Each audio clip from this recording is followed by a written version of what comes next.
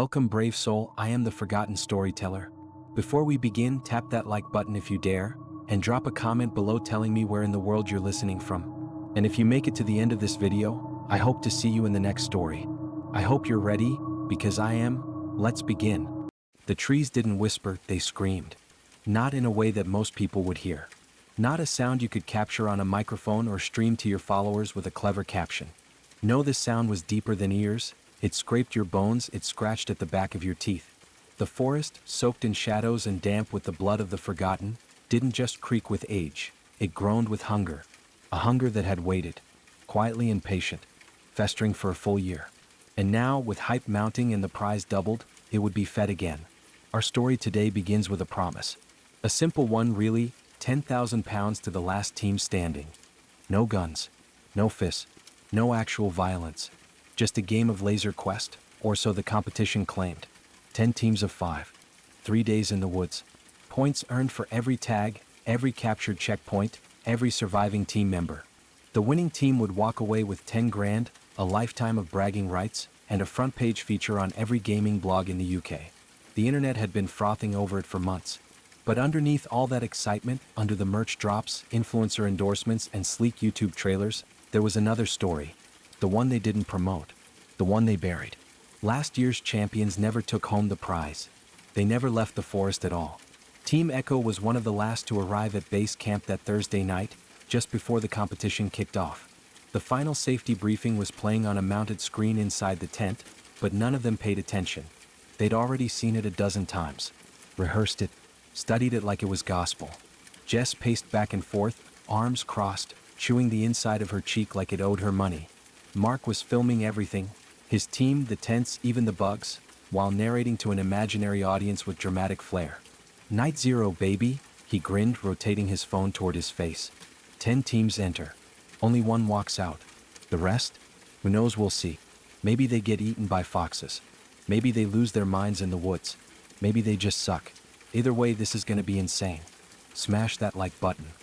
Mark, please shut up, Jess muttered, eyeing the towering tree-line in the distance.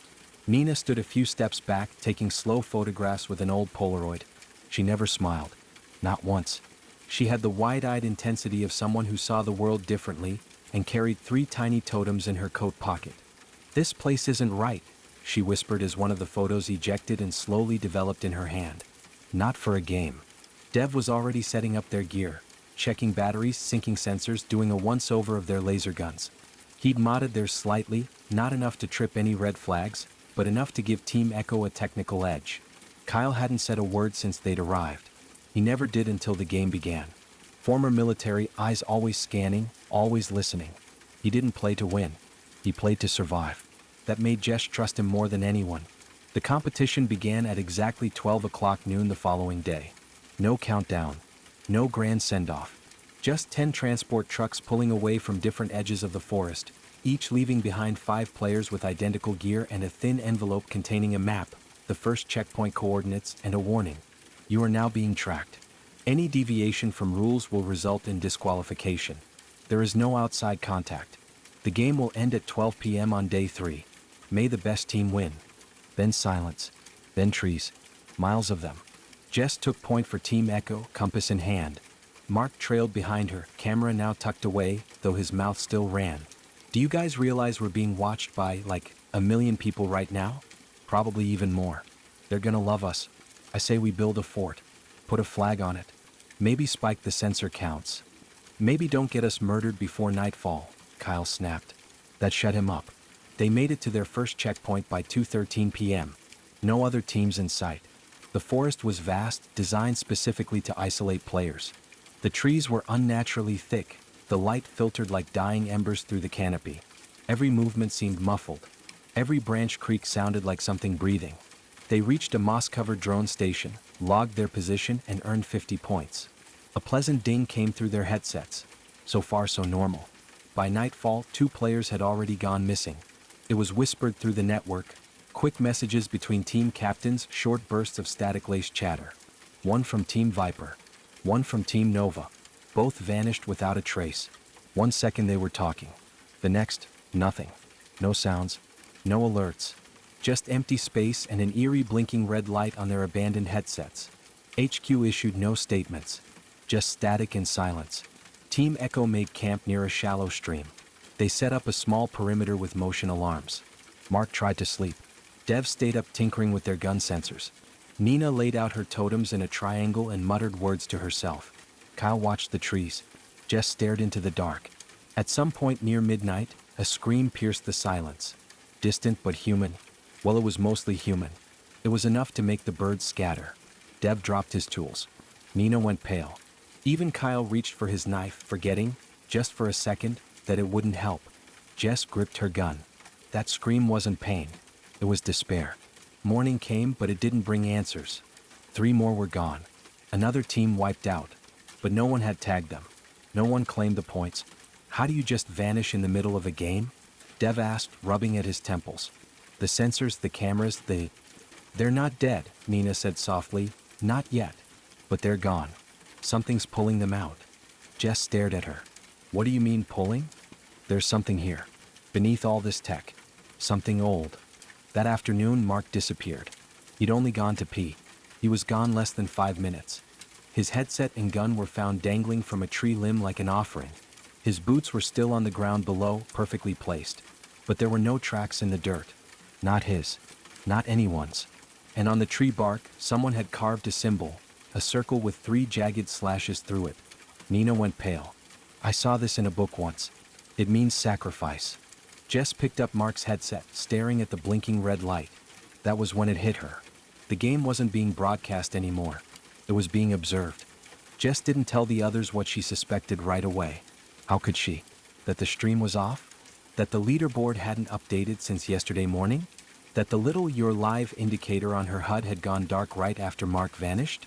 No, she couldn't. That would shake the team, and right now they were already standing on the edge. Instead, she buried the headset deep in her pack and led them silently toward the next checkpoint, farther into the woods, hoping that maybe, just maybe, there was still a way out. But hope is a fragile thing in places like that. It withers in the dark. It rots under the weight of things with too many teeth. They didn't make it to the checkpoint by nightfall. Not because of terrain or exhaustion or poor planning, but because the woods began to shift. The same path they'd walked 3 times looped them back to the stream. Rocks they'd used as landmarks were now gone. Trees had grown, but grown wider. Moss that had been brown in the morning was now a slick, unnatural black. There was no signal. No response from HQ. The compass spun freely in Jess's hand, useless now, like everything else designed to keep them grounded. By the time they set up camp, Team Echo was unraveling. Nina was muttering again, feverishly now, scribbling symbols into the dirt with a stick. It's watching. We're walking through its mouth. We're bones already, we just don't know it yet. Kyle ignored her. He paced silently, his breath tight, eyes scanning the perimeter, as if looking for snipers in a war zone he'd never truly left. Dev sat curled up near the firelight, gun on his lap, headset off, staring into nothing. Jess didn't sleep that night. None of them did. The morning of day 3 arrived like a corpse dumped in their laps, heavy, lifeless, and smelling of rot. Fog had swallowed the forest whole. Visibility dropped to 10 feet in every direction. The trees no longer felt like trees, they were silhouettes now. Watchers. Giant rib bones in a beast too large to name. And then Kyle disappeared. No sound. No scream. Just gone. Jess had looked away for less than a second. A blink, and when she looked back, his footprints ended mid-step.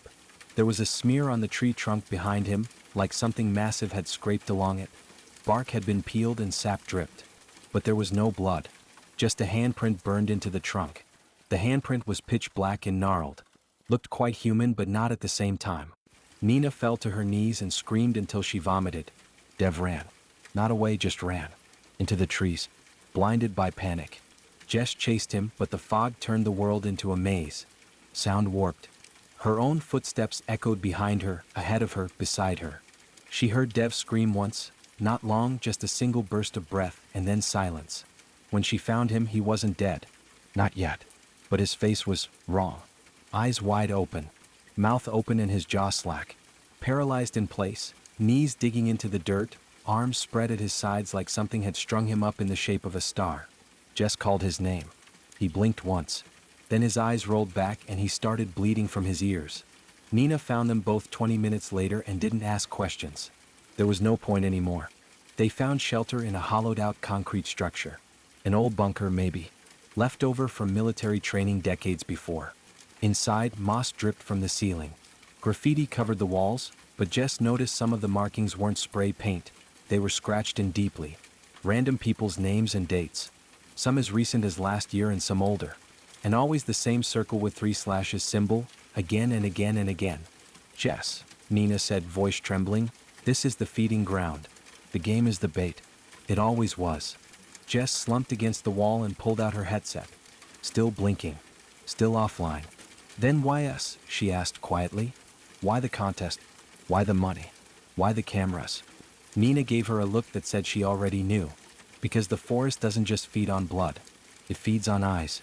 More attention and fear. The more people watching, the bigger the offering. They're feeding it on purpose. Jess said nothing. Her mind was racing back to the headlines from last year. The disappearance of the winning team. The grainy footage that went viral for all the wrong reasons. The glitching streams. The final seconds where something, seemed to crawl across the ground just behind the victor's camera, eyes like burning coals. Everyone thought it was a prank. Marketing. A gimmick. But Jess remembered now.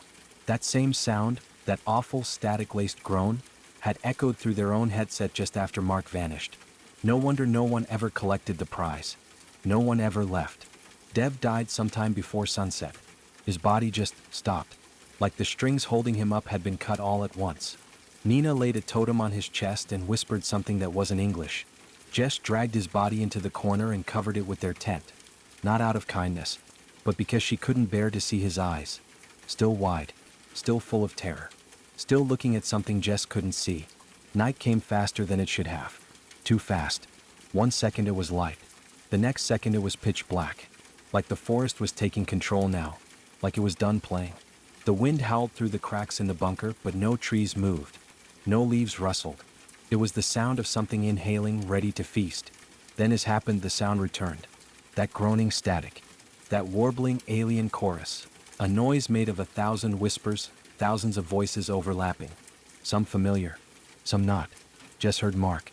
He was crying, calling her name. She almost ran to the door. Nina stopped her, grabbing her arm with fingers like steel. They use the voices to lure you. It's not him. How do you know that? Jess snapped. Nina looked at her. Her voice was deadpan. Because I just heard myself screaming too. But it can't be me out there if I am in here with. The final night didn't feel like a night at all. Time collapsed in the dark. The bunker walls seemed to breathe, inhaling the last bits of courage Jess and Nina had left. Outside, the forest had gone still. Not quiet, not peaceful, but still. A kind of dreadful pause, like the world itself was bracing for something that couldn't be stopped. Jess tried to check the time. Her watch had stopped.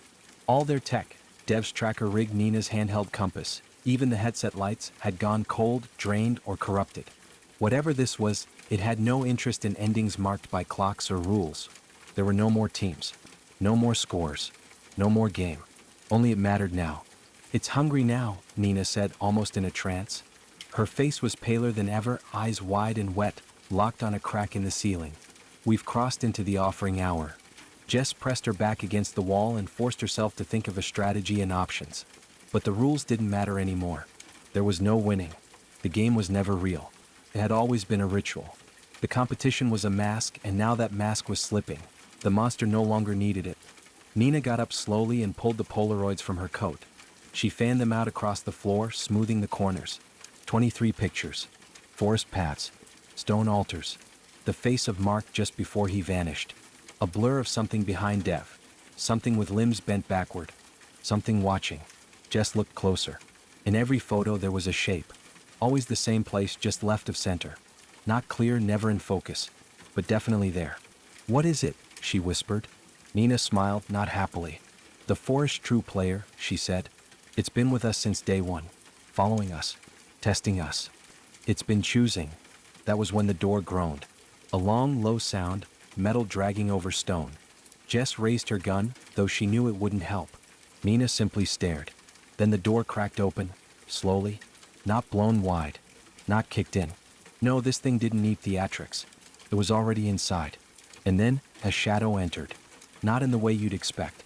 Not like a shape or a figure. It was more like the dark inside the bunker deepened, thickened, began to move of its own will. The temperature dropped so fast Jess's breath misted in front of her. The air filled with static, not heard but felt, buzzing against her skin like an old TV tuned to dead space. And in the center of it, two red eyes, dim at first, then pulsing, flaring, alive. Not like lights, like something looking back. Nina dropped to her knees and began to chant. Her voice was trembling, broken, but deliberate. Jess stood her ground. Barely. Her hands shook so badly she almost dropped her gun. The rational part of her mind was already dead, suffocated under the weight of everything she couldn't explain. The shadow moved closer. The eyes narrowed. Then something spoke. But it wasn't a voice. Not really. It was memories played back but wrong. Jess's childhood. Her father's laugh. The moment she'd said goodbye to her brother before he deployed and never returned. All of it jumbled, broken, replayed in reverse. Spoken through her own mouth but not by her. Nina screamed and threw something at the shadow, a totem. It burst into flames midair. The room shrieked. Not the creature, the room. The stone, the walls, the air. Everything vibrated with a scream that shattered the light bulb overhead and sent Jess sprawling. When she looked up, the shadow was gone. But Nina wasn't moving. Her nose bled freely, eyes wide open. She gasped once, mouth trembling like she was trying to say something. Jess crawled to her. Nina, stay with me. Say something. Nina's lips moved. It chose you, Jess. Then her eyes went still. Jess didn't bury her. There was no point. The forest would take her regardless. Instead, she grabbed one of the flare sticks from Dev's pack and sprinted out into the trees. No plan. No goal. Just get out. If that was even possible. She ran for what felt like hours. Or minutes. Or days. Time had no meaning anymore. The fog remained, impossibly dense. It wrapped around her, slowed her, whispered things in her ears and voices that didn't belong to her. She reached a clearing at last, a massive circle of dead grass and broken stone.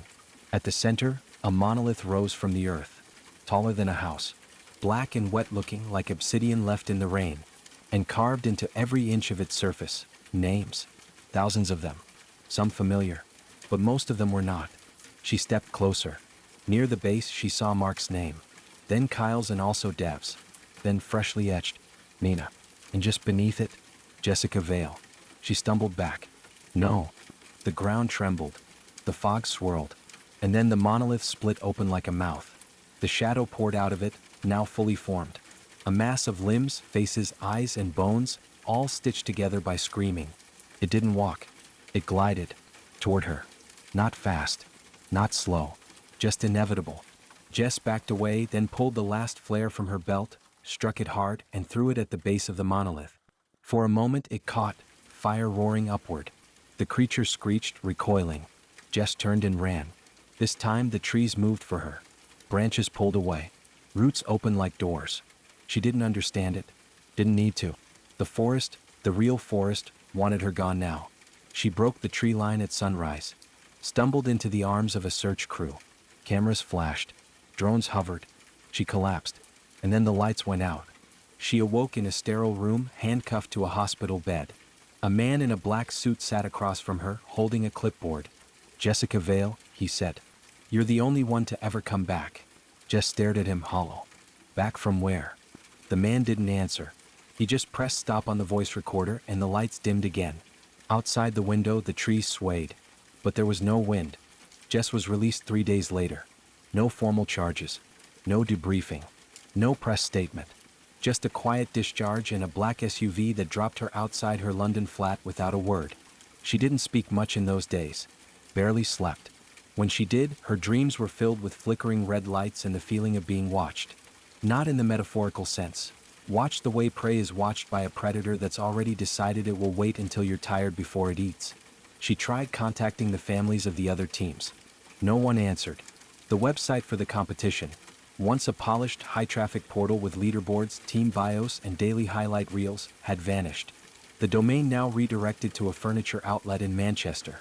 She reached out to tech bloggers, streamers, journalists. Nothing. The story had already died. The trending hashtag LaserWoods25 had been flooded with memes, scam giveaways, and misinformation. Edited footage of the competition began circulating, fake footage made to look like a normal event. Teams smiling, joking. No fear. No disappearances. The real stream never aired. Everything had been erased, rewritten, by someone or something. Jess started filming her own story. Short clips at first, memories of the forest, stills of Nina's Polaroids, grainy shots of Mark's final live stream pulled from cached pages. She narrated over them in a low voice, the way Nina used to mutter by the fire, soft, scared, but certain. The first video got 12 views. The second got 8. By the third, her account was flagged for sensitive misinformation, then suspended. Her phone was remotely wiped. Twice. One night, she found her bedroom window open when she was sure she'd locked it. Another night, she heard static through the walls of her flat. No radio. No TV. Just a low, steady hiss, growing louder the closer she got to the mirror. But the worst moment came a week later. Jess was walking home from the train station, passing a quiet row of old brick houses in Finchley, when she heard it. The scream. The same one from the woods. It was high-pitched and human, filled with despair. She froze. Across the street, a man stood under a flickering street lamp. He was tall and his skin was pale, dressed in hiking gear, his face obscured by shadow. But in his hand, hanging limp, was a Laser Quest headset, still blinking red. Jess didn't go home that night. She didn't go anywhere for a long time. Instead, she began digging. She found old news clippings, deep in archived libraries, stories about missing persons from recreational events, near old forests dating back decades. All with similar patterns. All involving vanishing teams, malfunctioning gear, or hiker hallucinations. One case from 1983 mentioned 5 players from a proto-paintball contest who vanished in a military training area in the Scottish Highlands. No bodies were found. Only their masks, placed neatly in a ring around an altar made of branches. Another, from 1999, described a prize-winning geocaching team who entered Nashwood National Park for a championship hunt. 3 never came back. The survivor claimed they were hunted by something that moved between trees like a shadow, wearing my friend's voices like a mask. The survivor was institutionalized for life. She also found a name. Altoris Events Limited, a shell company. Still registered. Still active. Owned by no one. Every year since 2012, they had hosted high-stakes, survival-themed competitions. But each one was under a different title in a different country and scrubbed from the web within months. Each year the prize doubled. Each year fewer winners. Until finally, no winners at all. And then one morning her inbox pinged. One email. No sender. No subject. Just a message. We are pleased to invite you to join the Altoris initiative as a legacy candidate. This time the prize is £20,000. Are you ready to return? Attached was a high-res promotional image. A team of 5, silhouetted against a rising sun in a dense forest. Their names were blurred out, except one, at the center. It was there as clear as day. Jessica Vale. Her breath caught. She slammed her laptop shut. But even with the screen dark, she could still see it. Those red eyes behind the trees. Watching. Waiting. Weeks passed. She moved to a different city. Changed her name. No more posts. No more videos. No more games. But the dreams didn't stop. Sometimes she heard Nina whispering in them, the same chant she'd recited in the bunker. Sometimes she saw Kyle standing at the tree line, holding Mark's broken headset. And sometimes, worse than anything, she'd wake up and find a Polaroid on her nightstand, still developing, always showing her asleep. And behind her, just out of focus, a dark figure, with red eyes. Jess eventually stopped trying to fight it. Some things you don't beat. You just survive them longer than others. She didn't talk to people anymore. Didn't go out in daylight. Only moved in places where shadows couldn't follow. But deep down, she knew something no one else did. It wasn't over. Because every year, the competition would return. Every year, it would get louder, bigger, more viral. And every year, fewer people would question where the losers went. After all, they were just players. In a game they were never meant to win. And so, our story begins again. This time in a new forest. A new promo trailer. New faces. New screams. The title now reads, Laserwood's Legacy Tournament, £20,000 prize. Overlaid with fast cuts, hype music, and smiling influencers holding laser guns. No one sees the figure in the background of frame 67. No one notices that one of the team names on the board is blurred. Or that the forest is the same. And in the final seconds of the trailer, the music cuts. Static plays. A single red eye blinks in the black. Then a whisper. One word. Ready? The video went live at midnight. Unlisted. Hidden from search. But still, thousands watched. Those who did reported strange glitches. Moments where their webcams activated for no reason, where their screens pulsed with static, and where they could have sworn they saw their own names flash across the leaderboard in the final few frames. It became a legend on the dark web, then an ARG, then just another internet mystery. But it wasn't a game. Not for the 10 new teams chosen. Not for the forest that still stood, ancient, silent, always hungry. And certainly not for the entity beneath them, whose appetite had been whetted, but not yet sated. This year's contestants were influencers, gamers, survival junkies. Some knew of the rumors, treated it like fun. A few had dug too deep. They'd heard the whispers about the missing teams, the glitched footage, the names on the stones. They didn't care. Or worse, they did. Because the fame was worth the risk. £20,000 and the viral crown? That was more than enough for people who believed monsters weren't real. That the dead stayed dead. That forests were just trees. But they weren't. They never were. Team Horizon arrived late. 5 members, cocksure and eager. All dressed in neon gear, cameras rolling, GoPros clipped to their chests. Their leader, a cocky 23-year-old named Tice, live-streamed his whole intro. "We came to win, baby," he shouted, slapping his chest. "And I don't care what Reddit says, that Jessica Vale's story is bullshit." The camera glitched. Just for a second. Just long enough for a frame to show something standing behind him in the trees. His viewers caught it. Thousands paused live-streamed and zoomed in on the picture to get a better look. Some even brightened the video. But when they reposted it, the figure was gone. Replaced by compression blur. Digital noise. The signature of something editing itself out. Jess saw it too. She was still watching. Even now. Even after everything. Sitting in the dark, wrapped in a hoodie, eyes bloodshot, another Polaroid developing on her nightstand. She didn't want to watch, but it made her. She tried to run. Tried to leave the country. Once even considered ending it all. But the forest doesn't let you go once you're marked. You become part of its story. Its soil and surroundings. Its cycle. By the end of day 1, 2 members of Team Horizon were gone. Tice made a dramatic vlog about it, complete with fake blood and scream sound effects, milking the mystery. Guys, they're just pulling a stunt. Viral marketing. Watch, they'll pop out tomorrow with a prize check and free merch. But they didn't. And by day 2, Tice's final video ended with him sobbing into the camera, eyes wild, whispering, "It's not a game. It's not a game. The trees are full of mouths. There are faces in the bark. I saw myself hanging from a branch." The footage cut mid-sentence. His channel went dark. All re-uploads were flagged and removed within the hour. By the 3rd day, only one person remained, a girl named Zoe. She hadn't wanted to come. She'd been pressured. Promised a sponsorship, a clout boost, and a shot at proving herself. But she knew something was wrong. She'd heard the old stories. Watched the forbidden videos. She'd seen the name Jessica Vale. And now she saw her. It happened in the bunker. The same concrete bunker Jess had hidden in a year before. Now overgrown and creepy looking. Cracked open like a broken jaw.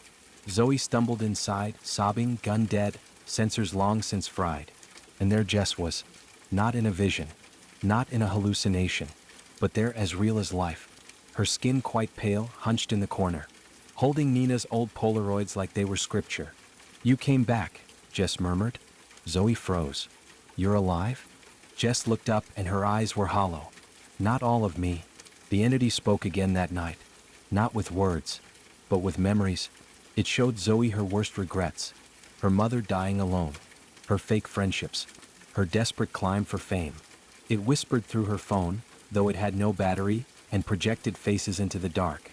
Tice and the others. Their mouths open. Their eyes missing.